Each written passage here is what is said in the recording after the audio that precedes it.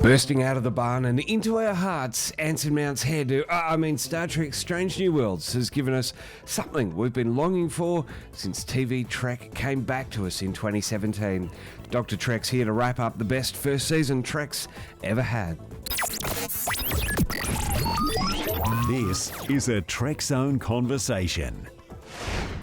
That hairdo, I tell you what. Strange New Worlds' first season was only 10 episodes, but every Thursday became appointment streaming. Larry, thanks for a little bit of your time to have a Trekzone conversation, my friend. Welcome back.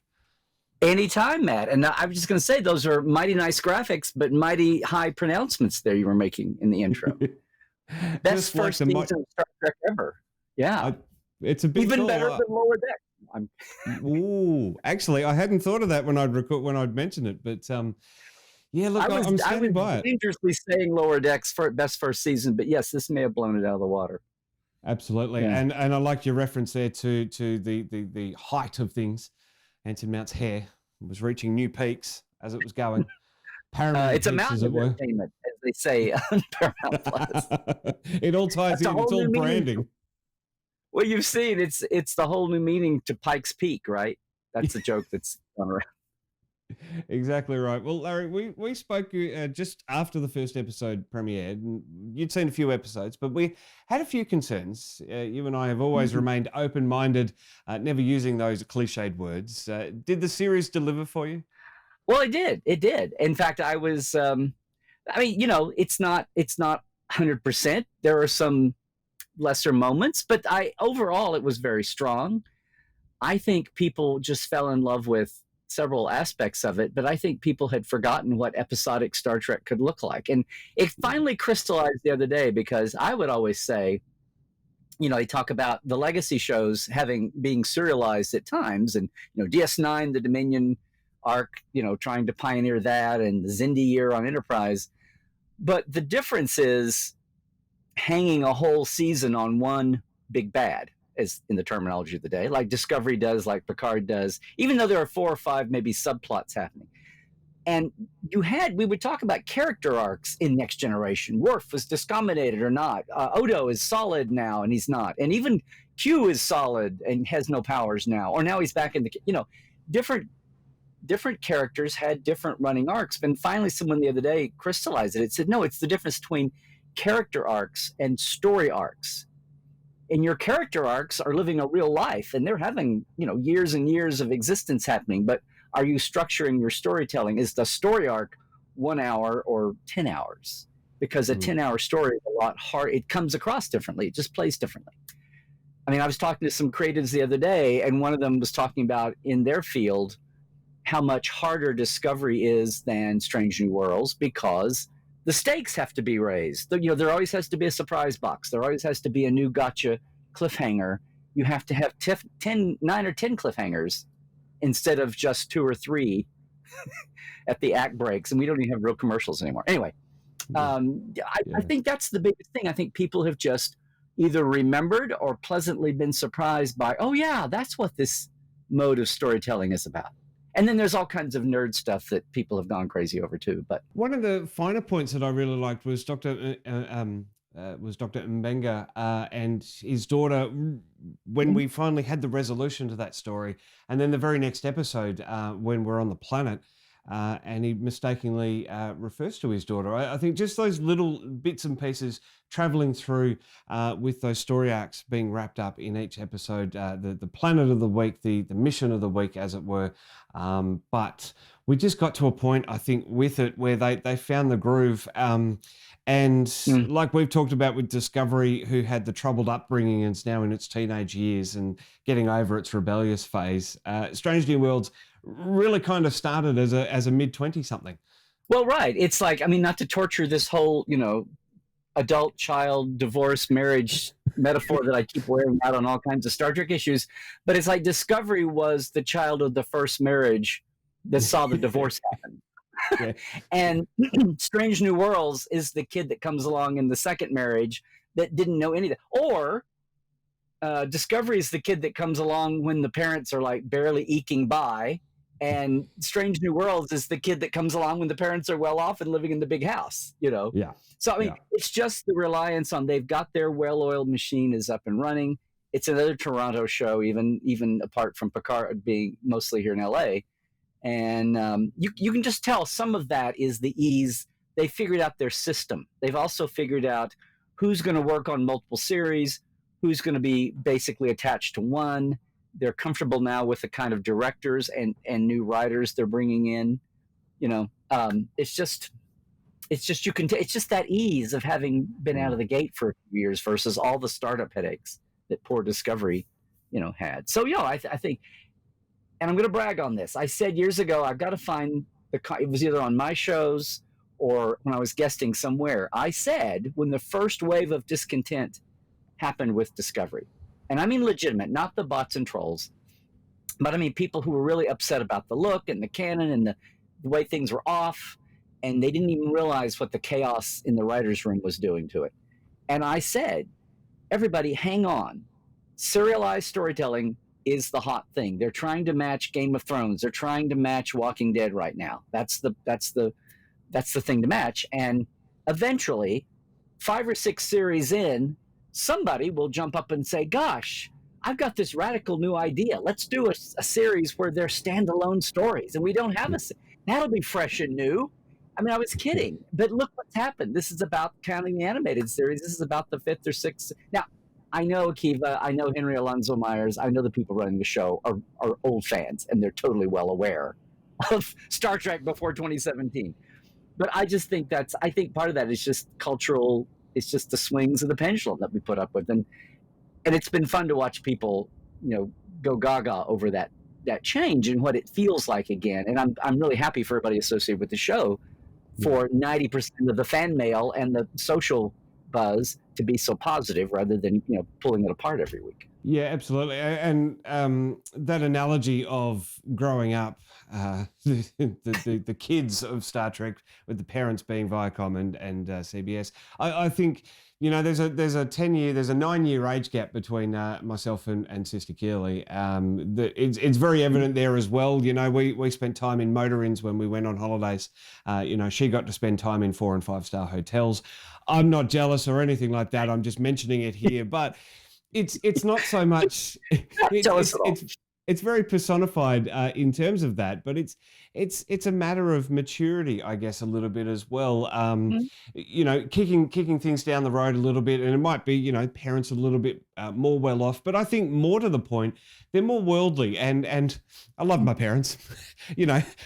I wish I had the 4 and 5 star hotel experiences as a kid. Look, it isn't playing on me. I don't need to sit down with psychologists. What I'm trying to say is that it's a little bit of the showrunners. We shall pipe. We shall couch. Look, but it's a little bit of the maturity, I think, with and the confidence with Akiva and Terry and all these showrunners that are showrunning Star Trek now to be able to stand up to Paramount and sort of go, no, we need to go this way, and I think we need to do this, and we should be doing this. And Mike McMahon as well, of course, mentioning Star Trek showrunners, and just being able to stand up to the studio a little bit and go, no, these are the stories that we're going to tell. And Aaron Waltke on Prodigy. Yeah. And being able to tell the stories that we want to tell, and the fans are resonating, and it's working, and clearly it's working, and people are back, and people are enjoying it. And as you say, it's the 10%. It's those with the ability to have a YouTube channel or have a very long social media rant that are making the waves. Overall, all of my social feeds are filled with positivity for the series that are out, especially Strange New World.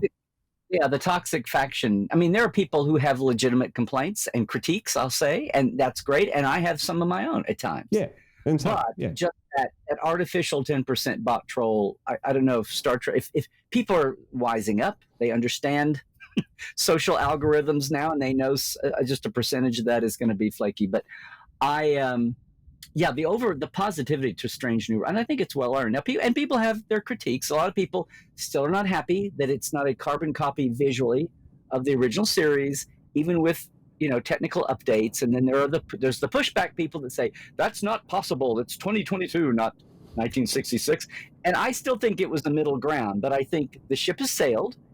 I've made peace in that the 60s original series now is it was Gene writing his novelization of the motion picture in the book, but in his foreword by Captain Kirk, Kirk talks about how he thinks some of the depictions of their exploits from their 5-year mission, looking back from motion picture time, he thinks those exploits were a little bit like the dime novels of the Wild West heroes in the States, like totally blown out of proportion, totally exaggerated, totally overly heroic, not realistic at all.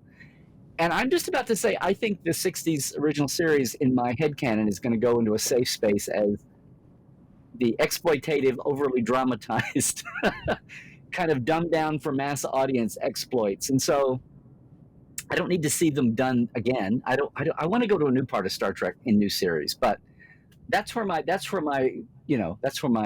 comfort zone is. And then that said, I love seeing how they do new takes on. They didn't go with a cylindrical hypo, but most everything else is a vague. The communicators and tricorders and phasers are all the basic gear and the basic design aesthetic. It's still a little thicker, and the way they do rooms and corridors and bulkheads and all of that is still a little thicker. It's like, no, this was not made out of plywood. Yes. It's like you have something to prove, and it's very shiny, very shiny. Yeah. But I think the feel is there. It's inevitable, and I've made peace with it, and we'll move on. I saw a really great image with James Webb's release of images this week. Mm-hmm. I saw a great meme where it was Star Trek Through the Hubble Space Telescope was the 1960s Trek. Star Trek Through the James Webb Telescope was the 2024 Strange New Worlds. And I just saw that. Yeah. Yeah, I think that's the best analogy. That's exactly what it is. And I'm sure that that this is what happens when a franchise is 60 years old and they want to tell some stories just before where the franchise began. Mm-hmm. It's never going to be what it was. But I think you can. We've lost the Holo Communicators somehow. They just disappeared between Discovery and Enterprise. So that's nice. Just those little bits. We have this interesting mix of touchscreens and jelly bean buttons all over the place. They do nods, and they don't do Discovery nods were like 10 degrees that direction, and Strange New Worlds nods are 70-80% that direction. So I get it.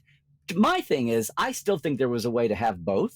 I think it was a false choice, but my pragmatist point is that ship sailed in 2017 and it's not coming back unless somebody wakes up in a dream and we have some kind of really cool episode, something like that. Otherwise, it's like that ship has sailed, make peace, let's move on. And because they're doing so much else, the concept canon that they're doing, but the vibe as well, to get out of just being, are you an Easter egg, canon nerder? I am, but the vibe, the way the show romps along, and something we should mention, they have been determined to have a different tone. They have, we always talked about the original series being able to handle anything, comedy, drama, horror, courtroom drama, romantic comedy, and they've been determined to show all those potential tones in just 10 episodes, it feels like. Yeah, absolutely. I remember one of my initial concerns was Pike's almost desperation to avoid being injured in that explosion, considering his life to be over. I knew we'd have a resolution to that, and we did in the final episode, that he's kind of made peace with it and accepted. I guess he's accepted it as a way of happening to save the future, but I think also too that he's now settled and realised that it's not going to end his life, as it were. I know some commentary online was surrounding that and sort of like, well, a disablement isn't the end of your life. It's a way to move forward with that. We got to that point in the final episode, seeing that Pike's decision was to start a war with the Romulans, and it was Jim Kirk that would save the day. We fall into I saw a lot of ableist pushback. I didn't even think about it because we do tend to think, it ended his life. And a lot of the drama in the setup from, Menagerie, much less in Discovery when he revisits it, full time. And it becomes living PTSD then. I saw someone talking about how can it be PTSD if he hasn't experienced it yet? And I started to jump in and then I didn't waste my time. But I'm like, that's the whole point. He's had the vision from people who are indisputable. What I love also, though, about the Quality of Mercy, and there's so much in that, apart from the entire season, has been amazing. Some more than others. Like the Amok Time redo to start off Spock Amok and then turning it into a dream sequence, with the nightmare at the end. was really clever. Really clever. I mean, we're forgetting that in the middle of the Balance of Terror redo. And some of the almost any issue, what's really clever about Balance of Terror is people get off on the recreating Balance of Terror episode when that's not what the finale was about. The finale was what you just said, putting this to bed. Now, I hope it's not totally to bed. I hope he's allowed to revisit that in some way coming up. I was afraid coming out of the first 2 or 3 episodes that, oh, please, we're not going to revisit him grappling with this every single episode. That's going to be too limiting as a captain. He's never going to make that list that Saru looked at as important captains. But what Quality of Mercy was about, the finale, was not about let's redo Balance of Terror. It was about let's put that to bed once and for all. How do we do that? We do a tapestry. We do a It's a Wonderful Life, where somebody pops in to say, hey, you're okay, and here's what would have happened otherwise. Do that all, do the Clarence the Angel, or do the Q, leading you by the hand. So everything that you saw is basically the equivalent of Q magic, because it's a future timeline that existed briefly and then went away, the way so many have in our Prime perspective. But the bottom line is, you took 10 episodes of Picard season 2 to be basically a whole season of Q magic doing the same thing that future Pike, thanks to some time crystals, did in 1 hour, or did in 45 minutes, whatever it was. But the end result is the same, and everything you see in there's a couple of things I'm still a little about, because relating to the real timeline, Prime timeline. But everything that you saw, like people are critiquing Paul Wesley's performance as Kirk. Well, that's not the Kirk we knew, because he hadn't been commanding Enterprise for a year or two by then. He didn't have Spock and McCoy and Scotty in his mix. So there are some things you can back off, even if you feel like critiquing bits of Quality of Mercy. And you got that bottom line, well, it's time magic now. It's an alternate future universe that never happened, so yay. Do you think this is where Jim Kirk comes in from that early announcement, or do you think he'll be back for season 2? They've talked about it. See, I had someone tell me 2 or 3 months ago they'd cast this Kirk, and then within a few days, I guess the leak got out, because it wasn't because of me. It wasn't because of me. Yeah. But within a few days, they had that announcement, and I thought, well, that's interesting that they're announcing a season 2 person before they've even finished or even begun the season 1 yet. That's really interesting. And people had that one frame of him, and people were hyper critiquing the console. But folks, that's not the Enterprise behind him. That's different console. So I thought, and they have said he'll be in season 2. So to have him pop up in the season 1 finale was kind of a ha-ha, we got you, you leakers. You thought you thought you knew it all, but we got you anyway. And then on top of that, I've seen just a couple of interviews where Akiva and others have said, oh no, he's not the Kirk you know, because this is not the Kirk you knew. This is not the world you knew. So, hang on to your tidy whities. It's going to be okay. Well, I had to immediately watch the season 1 episode to catch the nuances of Balance of Terror. I think a lot of people did as well. Did you, Larry? What were the sort of things that you were finding with that finale, with that time jump? Well, you'd recognize lines going by. It was funny the way but I think there was a comparison tape that I loved. There were 2 or 3 moments. I think it was Anson's interview where he's talking about the way he came on the bridge. Kirk does the same. There's one cross where he gets up out of the chair and walks around the helm and comes and kind of strums his fingers along. Only it's Sulu and it's Hansen instead of a switched Mitchell. And I thought when I was watching, I thought, why did they switch the positions of Mitchell and Erica there? Was it just to say it's different than what you're experiencing? It's a little clue that this is an alternate. And then I realized when they have Ortega's playing the Styles role, as we've got to get them now. They're Romulans. You can't trust them. And they didn't go to the trouble to say, well, my family all fought in the Romulan War 100. I mean, they didn't go there with it, but they just made her the protagonist. And a lot of Ortega's fans were like, why did they make her such a bad guy? And I'm like, she was playing Styles. It's fake future. It's okay. She's still sweetheart.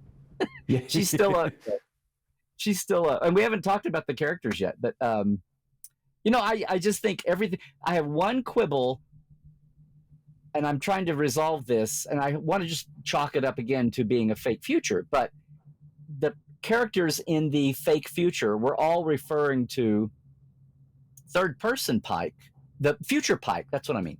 It's almost like future Pike, and some of the conversation was the pivot point was Kirk became captain of the Enterprise because of the accident with the cadets and the freighter. And that's not it. Kirk says, I met Chris when he became fleet captain. In Menagerie, the dialogue is, I met him when he became fleet captain. And so it's like, and then he's surprised. They talk about it's been months since, there's been chatter about it for months. So when did the actual prime accident happen? It's after Kirk is captain. So they handed off the con of the Enterprise to Kirk, and he's either promoted by then or promoted soon after, and he's running around doing, flag officer duties and inspecting this ship that has the baffle plate rupture. But it seemed like even the part that was supposed to be stable in Quality of Mercy acted like Kirk eventually becomes captain because of the accident, which can't work out. So it's still a little fuzzy for me, but I'm still going to chalk that up to that's just the murkiness of artificial fake futures. As David Tennant sent into that episode of Doctor Who, it's timey-wimey, wibbly-wobbly kind of stuff, I think. I know. And we've been talking about the finale. We really should. I mean, it really was a great spattering of episodes through and some were more amazing than others, I'll just say. I think my jaw drop moment of the whole year, even knowing what I knew and knowing what I didn't know, I said this at the time, I was smiling all night when the Serene Squall ended up, and all the dialogue about the guy she was trying to, the target of the prison, of the reform camp that T'Pring works at, went right by me. I missed all the clues of Spock talking about it until they focus on it at the end. T'Pring walking along with Ston, of all people. I love that. But she's walking along with him, and they start talking about Angel's target person. And you come in from the back, and it's bushy-headed, and you see a beard and an outline. And I was like, wow, they're really going to go there. After all these years of defending Michael, yes, of how to just stick that in there. It's like, oh, let me tell you, hold my beer. I'll tell you about the first. Let's stick it in there, character. Yeah, exactly. Well, that I was going to be my smiling all night. I was just every half hour, I would just stop and go. It was just amazing. It was one of my favorite moments of the year, and nothing even happened. It was just the silhouette from the back, and I was like, okay, that told me, as if everything else hasn't. But that really cemented to me where this staff and the creative team are. That 5-second shot was it. That's all we got for the season. Hopefully he's coming back next year. But I just like the idea that he's not coming back at all. You don't set that up and then not pay it off at some point. No. Yeah, I reckon. No, I reckon it'll be even funnier. It would be the biggest troll if they did not pay it off at all. It was just there and like, well, you know how you've been bitching about Michael for 5 years? Don't forget Cybok. He just happened. So some of us have been talking about. We do talk about Cybok. No. Yeah, yeah, exactly. Well, that was going to be my next question. I know we're focusing on the finale. It's kind of freshest in our mind. We've had 3 months with Strange New Worlds. Aside from Cybok, is there a standout moment for you, Larry? Oh, wow. Loaded question. Well, there's a standout series of mini arcs. I've been really, I was on pins and needles at the beginning, especially with the legacy characters, M'Benga and Spock and Chapel. And T'Pring, since T'Pring wound up being in 5 of the episodes? Yeah. To see what they were going to do, and Hugh, and when I would have a little red flag go off, I would go to the tape. I would go back to Amok Time, or I would go to Menagerie, or I would go to Court Martial, and it's really powerful. I think I said this at the time. The only time in the Kurtzman era here, when they started to build out. When everything about Michael started to reflect really back on Sarek and Amanda. And it really started to pile on and then pull in Cybok. And knowing that Cybok was apparently, now they have said it basically, I hate to use the old term illegitimate, but he had Cybok out of wedlock with that. Okay. Amanda was his first betrothed wife. And not since then did I think one of the new Star Treks layered on a whole new level of texture that really brought something that really resonated and gave us story texture and gave us character moments and opened up not just for one person, but a whole situation. And now I can't watch Journey to Babel and all the Spock Sarek moments of Mark Leonard and Nimoy without thinking about what Discovery gave us. And that's what I'm getting into. These guys are savvy enough, the whole staff is, where they have threaded Chapel and Spock into T'Pring. I mean, people were losing their lunch over, oh my God, Chapel's not supposed to know T'Pring. If you go to the only time T'Pring comes up with anyone beyond Kirk, Spock, and McCoy, she is a stranger to everybody. No one knows who she is verbally. Kirk and McCoy certainly don't, and they spend all the time with her. But the only time T'Pring intersects the rest of the crew is that one moment on the bridge when she's on the view screen, and Uhura says, she's lovely, Mr. Spock, who is that? So you're like, oh, look. But if you watch so far, Uhura, Spock has only talked about T'Pring to Pike and Number One. And now Chapel and M'Benga know about her. But he's opening up his private life to a few people, but he's not ballyhooing the whole crew. And Uhura is just a cadet here. So that works. And the only time, when you watch the tape again, the only time that Chapel is aware of T'Pring is she walks on the bridge late to hand McCoy a medikit, just as Uhura is saying, who is that? She's lovely. And Spock says, that lieutenant is T'Pring and my wife. And she says, wife. And that's when they have the one reaction shot of Chapel. She doesn't say anything. She doesn't have any lines, but she's in shock. And it totally fits. Her shock is not, you got a wife? But her shock is, whoa, whoa, whoa, T'Pring is still around? And if you look at it from that way, and then you don't hear anything more from Chapel, maybe she said something, but all you hear then is them beaming down and you're on with the story. So it totally fits. What I'm excited for is, we know already Spock and T'Pring care for each other, but something goes awry. And by the time of Amok Time, that bond is still in effect. They didn't divorce their cultural bond because they probably both thought it was too much trouble. But we're going to get to see what happens, sadly, to Spock and T'Pring, where this Chapel thing goes, because eventually she's going to be chasing Corby. She'll be with him and then chase him when he disappears. Spock has even got Layla Kalomi ahead here. I mean, my point here is there's 7 years. People are acting like this first season is 2266 already, and the fake balance of terror in the finale was a testament of that. Was a little test of remembering in your mind what we're talking. Anyway, and M'Benga, what happens to him? Why does he leave? Does he leave Starfleet? Does he come back?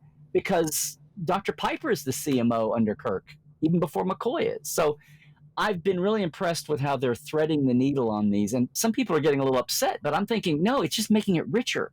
You're just adding in so much storytelling. What happens in these next 6 or 7 years?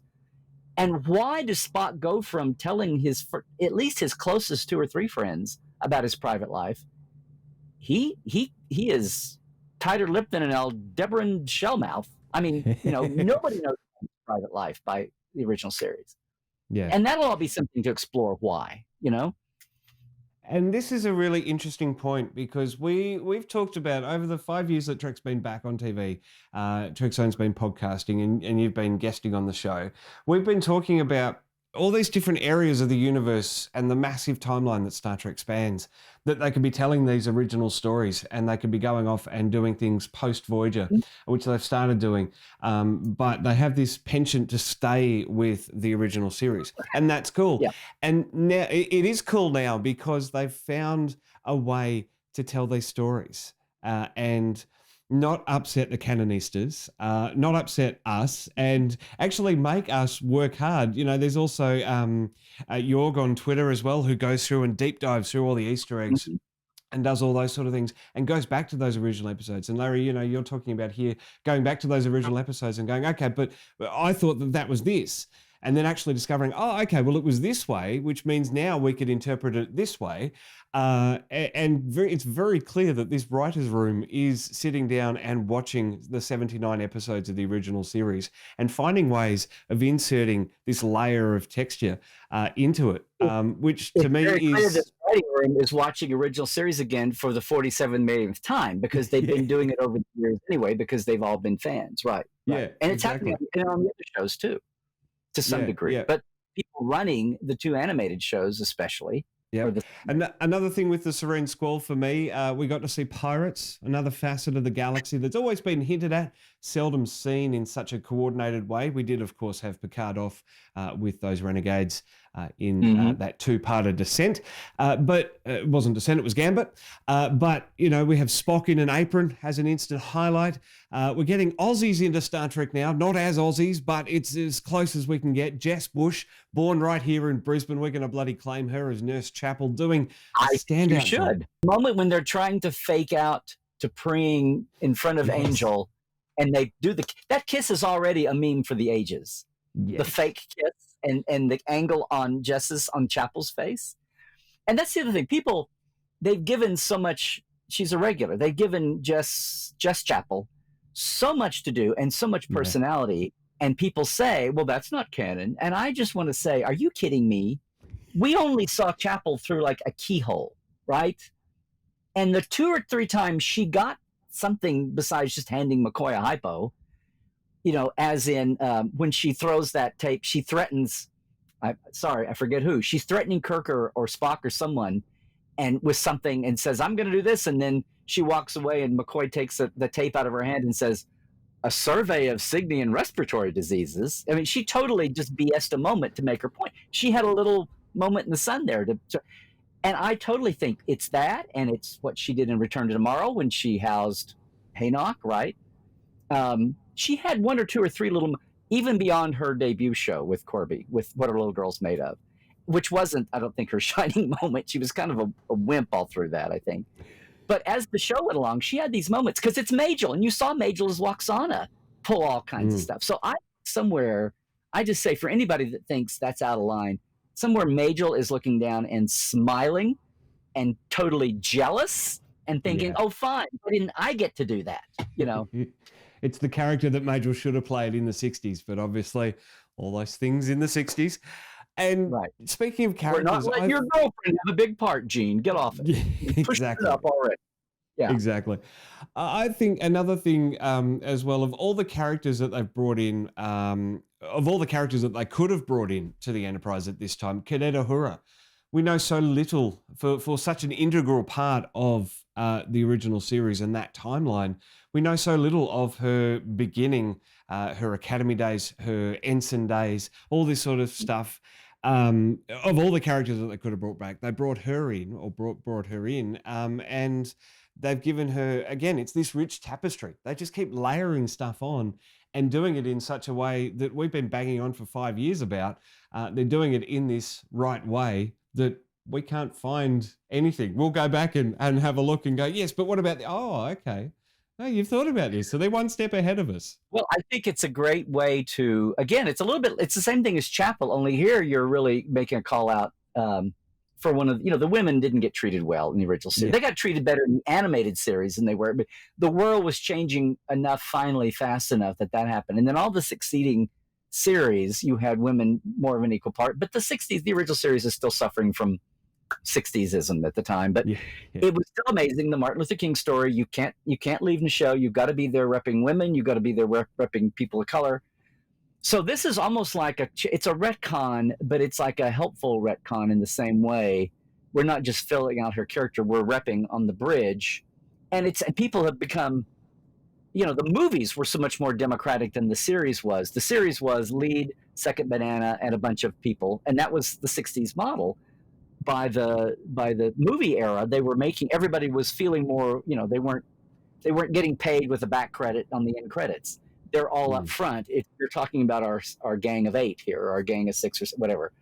And then, of course, by the 80s, you had ensemble cast, and it was more of a concept. So there's been a lot of backfilling over the years, but this is a concrete way to do Uhura, and eventually, maybe when we meet the rest of them, but to start off with Uhura, very deserving, and having such an amazing actress as Celia in there doing it, and repping for all those little girls, those little black girls, or people who are not, they've been a determined interest. They made this huge. There's one moment when Pike walks on the bridge in the pilot, and he's the only guy. Yeah, it's like, okay, let's make that stay. He's not fully staffed up yet, but that's it, and it's a comfortable. It's a comfortable. place to go and do that for Uhura. But it's amazing what they're going to do with her. And then, of course, showing her as Lieutenant from Balance of Terror time in the finale was fun. But I mean, what about Hemmer? They bring on an Enar as an engineer, and then they design him to be written out at the end, which was sad. I was just looking forward to getting some more Andorian / Enar culture, and he's gone, which I hate. The actor came back in some capacity, but and I will just say this: it was fun to hear the Scottish in Balance of Terror, in Quality of Mercy, but I don't want Strange New Worlds to look like original series light immediately. I don't want it to do Enterprise getting all the advanced tech within half a season. I want them to enjoy this era of interesting people and not bring in all the Kirk crew.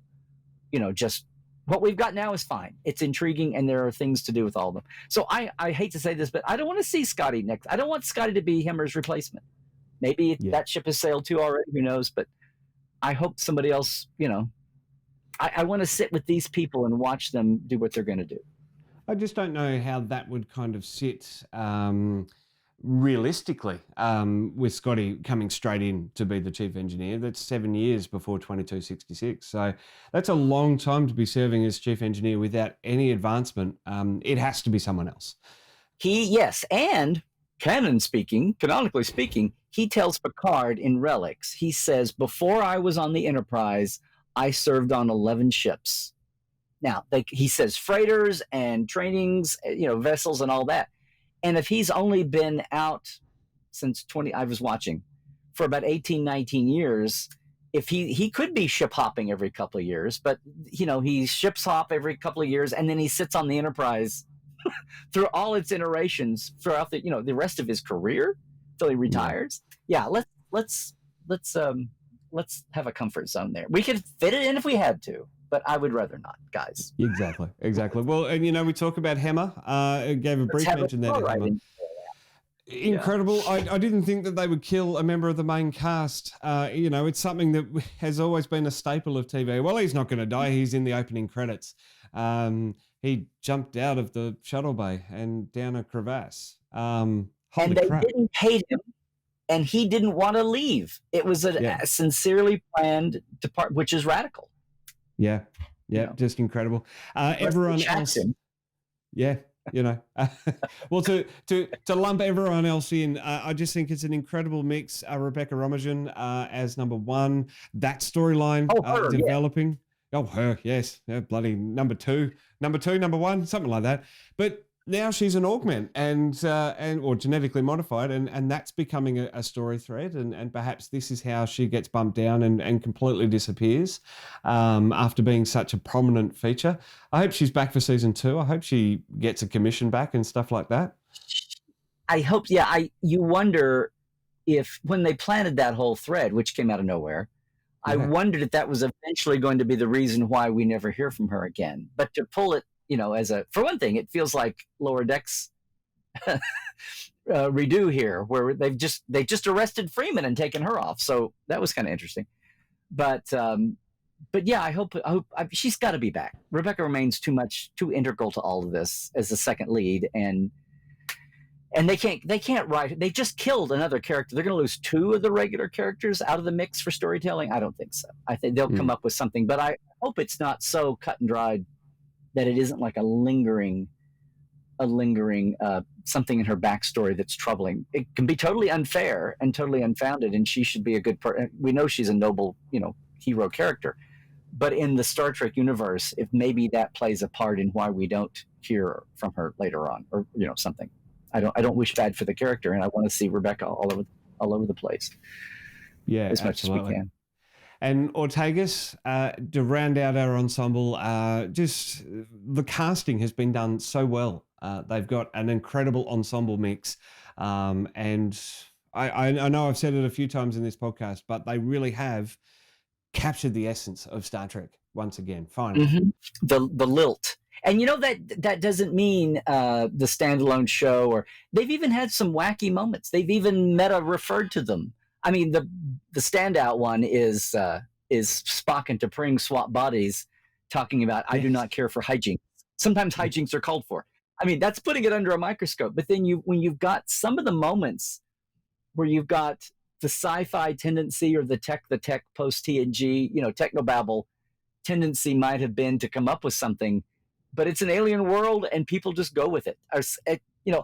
The other moment I love is Children of the Comet, which I thought was at first was a little derivative of the whole. It's like, oh look, Discovery took half a season to talk about First Contact, and they do it in 1 hour. Yay! But the moment when Pike is talking on the view screen to the Shepherd, and by the way, they're using these live animatronic puppet heads as alien. This one, and what was his name? The alien that the Gorn. I haven't even talked about the Gorn, but he's basically the body bag for birthing new Gorn, with those puppeteered heads like the Andorian antenna were in Enterprise. But this is like a whole quantum leap ahead of that. But in Children of the Comet, Pike is talking to him, and to remind you that we're leaning on the universal translator, and he says, "We call ourselves the Shepherds," and Pike says, "Shepherd, really?" And Uhura says, "That's the best thing the translator can come up with." And it was a real good slap in the face. You look back at some of those 60s episodes where everything was kind of simplistic and, the lawgivers or whatever these alien worlds were doing. And you're like, oh, that's right. It was such a great little funky little laugh within the family, not outside the family. That's another little moment that has nothing to do. No one's going to remember that moment. But to me, it was like a whole commentary on the 60s were quirky. That's why we love them. We acknowledge that now, and guess what? We're still going to run with it, and not worry about it. Well, let's mention the Gorn. We're 42 minutes in. We haven't mentioned the Gorn yet, but we have a new look Gorn. They are alien, literally alien. But, you've got to, they're built up to be this way, this incredibly reptilian, domineering force, that I think they've pulled from, they've definitely pulled from Alien. But I think that it's worked, possibly. Well, there's two levels. One is just people. The Gorn has always been, Bobby in that rubber suit and the ridiculously slow motion fight in arena that is so iconic and so beloved, but people love to make fun of it. And then seeing these nimble little hatchlings, going all alien here, and reconciling that. But starting off with the fact that Lon says, and we haven't talked about Lon as a character, but Lon talking about how, that got tongues wagging at the beginning. Well, how could she have an encounter with the Gorn? How could they be having all these encounters with the Gorn when Kirk had first contact with the Gorn? Well, go back and watch Arena. There it is again. And there it is again. And it's a little slimmer, but Kirk says, the first time the word Gorn is said, of course, they're cloaked. They don't know. They've got bad scanners, whatever. And people can change ships. They can have, whatever. But Kirk, the first time the word is said, is Kirk says in his voiceover log later, says this creature the Metrons call a Gorn, which was interesting. So as someone pointed out, that could mean all kinds of things. And then later on, he says something about the Gorn. But they act like they haven't seen it. He hasn't seen it face it. Well, Kirk is not everyone. You would think, well, it's in their data banks. We already know how much the Vulcans are hiding from Federation and Starfleet. But someone said that what we see on Arena might not even be a Gorn, or why he's in slow motion could be a factor of the Metrons trying to make a fair fight. He says they talk about, we have prepared a planet for both of you. I mean, there's all kinds of wiggle room here, and I'm sure they're going to elaborate on this. But the bottom line is, we had a Gorn in Enterprise too, and a lot of people didn't like that redesign. I remember Dan Curry talking about how they had to fix some of the original series Gorn because they needed an articulated jaw, and the old mask didn't make sense. And I saw lined up. The first thing I thought though was the hatchlings that we see, and they're bouncing off the walls, and they're going, those are newborns. And newborns, and even a few years old, is the only way we see actual Gorns there. And they're big and they're scary, but they're less than 24 hours old, much less than that. And to me, and we even saw they're so competitive, they were eating each other. some of those hatchlings ate the weakest, the runt of the litter, basically. So it looks like the Gorn are hyper, evolutionarily, they're hyper competitive out of the egg, or the egg sac, the body sac. And then as they got the Gorn we saw in Enterprise wasn't quite the Gorn of Arena, but it was not hyperventilating. It wasn't bouncing off the walls and racing, hyper racing.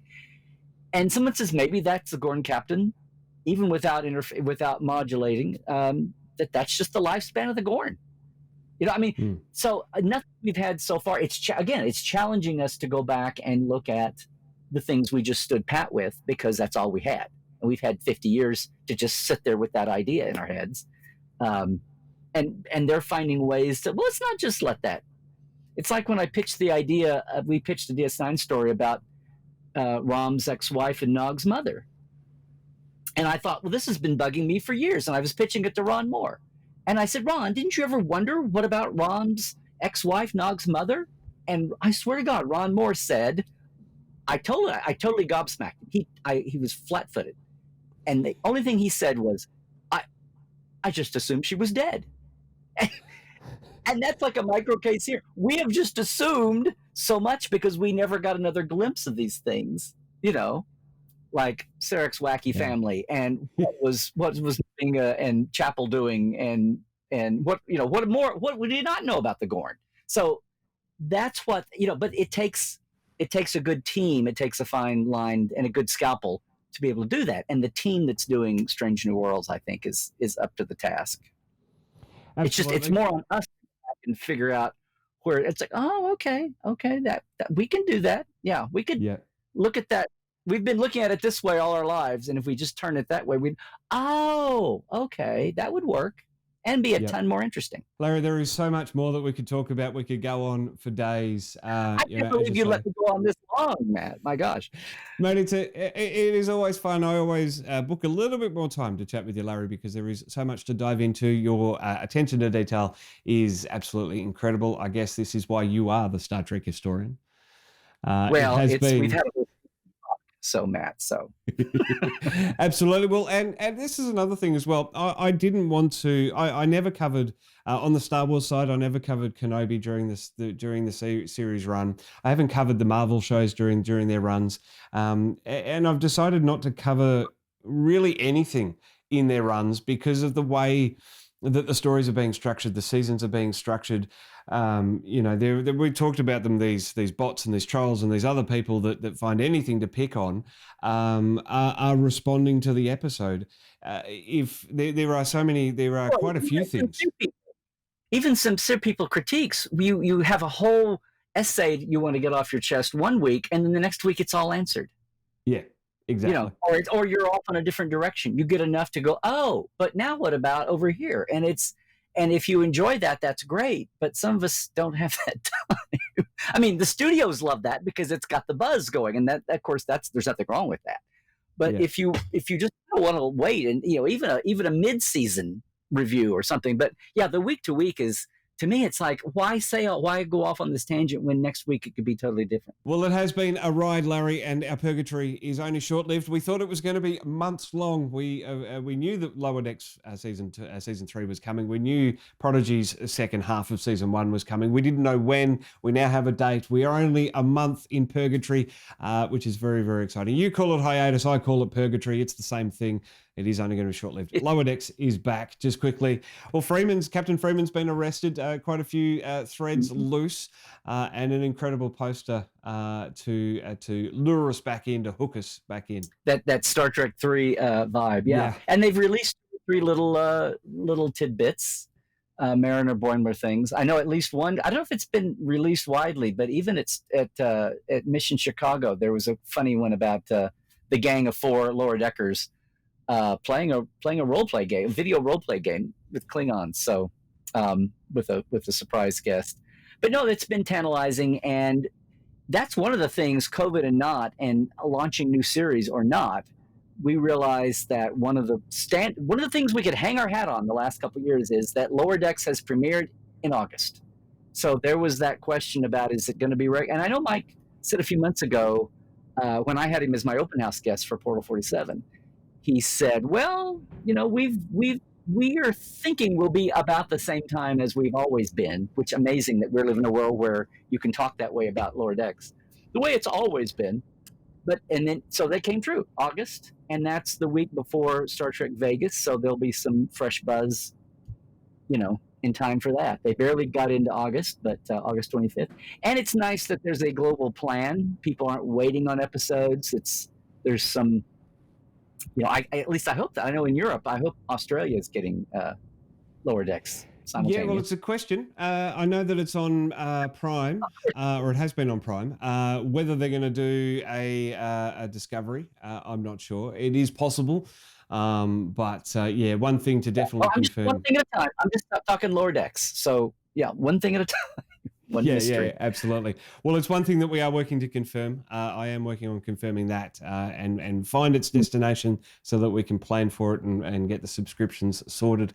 Cannot wait for that, Larry. Cannot wait to see you again. Just to remind us, where can people find you? The hub is always LarryNemecek.com. Everything leads out from there. We've got some great tours and things coming up. The location tours we do in August, actually, in and before. If you're coming to the States, you can do one anytime at mytreklandtreks.com. But we have a Gene Roddenberry Life Tour the middle of August, and then the day before Trek Vegas, but all year long. But Portal 47 is all year long. I mentioned our open house. That'll be coming up in a few. But just go to Larry Nemecek. Larry Nemecek on Twitter, Larry Nemecek's Trekland on Instagram and YouTube and Facebook. I love it. Larry, you are a very busy man. I appreciate the little bit of time that you spend with me every time you do it. Thanks for having a Trekzone conversation today. Doing some neutral, Matt. Come on. Yes. Glad to check in with you.